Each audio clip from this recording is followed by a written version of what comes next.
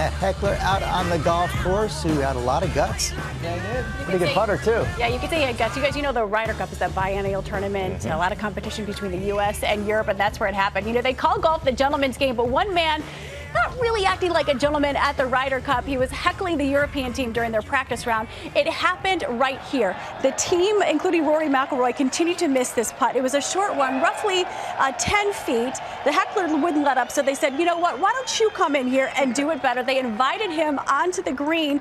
Look at this. They even placed a $100 bill if the guy made the putt. So they're like, put your mouth where the money is, right?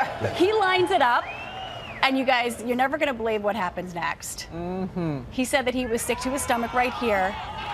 Everyone goes crazy, including the players. I love that the players even got into it. And this moment was reminiscent of Tin Cup, don't you think? Good thing he hit the cup. It looks like he won the Ryder Cup with that celebration. One of those roars, you know, I compare it to the movie Tin Cup, if you remember, at the end of Tin Cup when he scores a 13 on the final hole and everybody just goes nuts, and that's kind of what it reminded me of, and I just soaked it in and enjoyed every minute of it. Oh, his name is David Johnson. He's from North Dakota. Of course, we have an American heckling the Europeans, but I love that the Europeans got in there, giving him high fives and hugs as well. But the play actually starts today.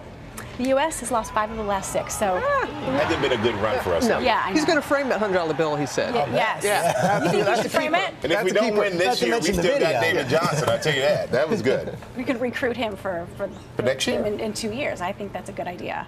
Line it up. Line it up, If Michael. I could, I would. Thank you, Paula.